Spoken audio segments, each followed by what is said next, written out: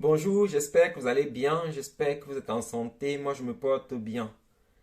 Alors, pour ceux qui découvrent la chaîne pour la première fois, je m'appelle Emmanuel Wafo et sur la chaîne on parle de business, sur la chaîne on parle d'entrepreneuriat, je parle très souvent de la bourse, de l'immobilier, de l'agriculture et de plusieurs autres sujets pareils. Donc, si ces sujets t'intéressent, n'hésite pas, abonne-toi à la chaîne pour faire partie de la famille riche ensemble. La famille grandit et je suis reconnaissant à chacun de vous pour son abonnement. Donc, abonne-toi et tu pourras faire partie de cette grande famille.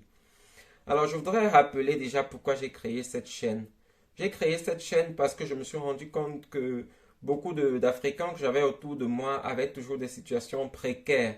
Et ma situation n'est pas la meilleure non plus, mais je me suis rendu compte que dans tous les pays, partout où je suis passé, les Africains étaient vraiment maltraités, marginalisés, et ça m'a toujours irrité. Je me suis dit toujours que le seul moyen pour remédier à cette situation, c'est l'économie, parce que je pense que lorsque les Africains seront économiquement forts, ça ira. Si vous vous souvenez, il y a eu cette histoire de H&M avec un t-shirt qui mentionnait peut-être quelque chose comme je suis un singe avec une photo de noir. Donc c'est quelque chose qui était très critiqué et les Africains ont beaucoup critiqué cette situation et ils ont décidé aussi de boycotter H&M. Mais j'ai été surpris cette semaine lorsque je suis entré à H&M. C'est une situation qui n'existe plus. Les Africains achètent à nouveau à H&M. Et pourquoi ils achètent à H&M? Parce que H&M est moins cher et leur pouvoir économique est aussi faible. Donc, lorsqu'on n'a pas beaucoup d'argent, on va acheter où c'est moins cher. Qu'est-ce qu'on a fait du boycott il y a quelque temps? On a tout oublié. Et c'est pareil pour les autres histoires. Si vous vous souvenez de George Floyd aux États-Unis, on a tout oublié. Après ce cas de décès, il y a eu plusieurs cas de décès et ça se répète tout le temps. Maintenant, c'est les Noirs maltraités en Ukraine et tout le temps, c'est la même chose. Et la raison, c'est quoi? À mon avis, c'est l'économie. Les Noirs, qu'est-ce qu'ils vont faire en Ukraine? Ils vont parce qu'ils n'ont pas d'université du même standard chez eux. Et c'est simple comme ça. Donc, moi, je suis en Europe. Pourquoi je suis arrivé ici en Europe? C'était pour étudier, pour espérer avoir des études meilleures qu'au Cameroun, d'où je viens. Donc, c'est toujours lié à l'économie. Et lorsque l'Afrique sera faible, lorsque l'Afrique économiquement sera faible, ça ne va jamais changer.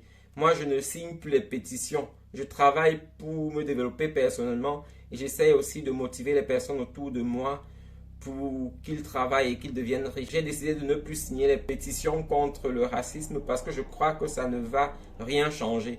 Au contraire, je suis plutôt convaincu que lorsque les Africains économiquement seront stables, lorsque les Africains seront forts économiquement, la situation va changer d'elle-même. Donc, c'est un peu ça. Et je motive tout Africain de se battre, de travailler, afin que nous puissions relever ce continent de son état actuel. Si vous avez vu la situation en Russie, les présidents africains tardent à réagir. Ils ne sont ni d'un côté ni de l'autre. Ils attendent toujours quand tout le monde s'est positionné ou alors quand la guerre tend vers sa fin, ils vont se positionner. Et la raison c'est quoi? C'est parce qu'ils sont faibles sur le plan militaire. Ils ne peuvent pas se prononcer parce qu'ils ont des rapports avec les deux États peut-être. Donc, et même le vote de l'ONU, pardon, beaucoup de pays africains se sont abstenus. La raison, c'est quoi? C'est la faiblesse économique et militaire. Ça, il faut qu'on le sache.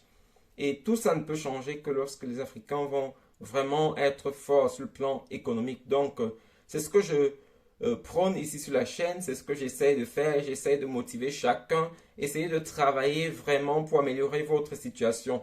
Les Africains qui sont marginalisés aujourd'hui en Ukraine, lorsque la guerre sera terminée et qu'ils vont retourner en Ukraine, continuer leurs études, qu'est-ce qu'ils vont faire pendant le temps libre? Est-ce qu'ils vont organiser les fêtes comme les Africains le font tout le temps ou bien ils vont organiser des soirées pour réfléchir et voir comment s'améliorer sur le plan économique? Et c'est là que le débat devrait se faire. Donc, je pense qu'il faut que les Africains essayent d'avancer, il faut que les Africains essayent de se concerter et de travailler surtout ensemble.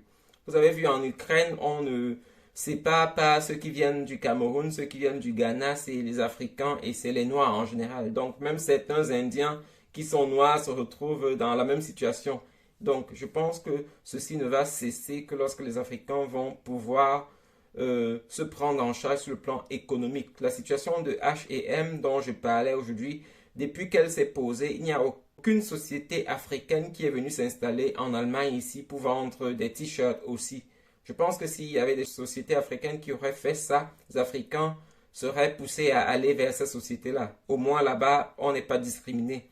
Mais comme il n'y a personne qui s'est installé, la situation continue. Et comme les Africains sont pauvres, ils vont continuer à aller acheter à H&M. Donc la solution viendra uniquement de l'économie, la solution viendra uniquement de la force financière. Donc travailler, chercher de l'argent et ça ira. Ceux qui pensent que l'argent, on ne doit pas parler de l'argent, ça c'est une erreur d'après moi. Je pense qu'on doit parler de l'argent parce que tout tourne autour de l'argent. Et lorsque les Africains seront forts financièrement, ça ira. Aujourd'hui, beaucoup de personnes sont bloquées en Europe, ne veulent pas rentrer en Afrique parce qu'ils ont peur de rentrer en Afrique à cause des salaires qui sont bas. Lorsqu'on aura les mêmes salaires en Europe et en Afrique, ou alors les mêmes conditions de vie aux États-Unis et en Afrique, ça ira. Donc, je pense que c'est là que nous devons faire le combat. Notre combat doit se diriger vers le plan économique.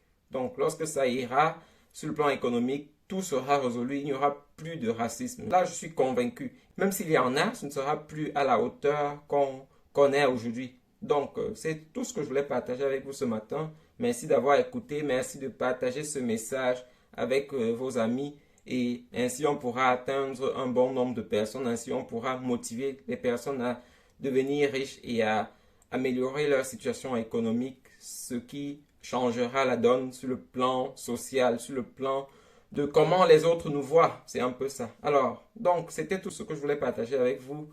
Passez une bonne journée et on se revoit dans une autre vidéo. Bye.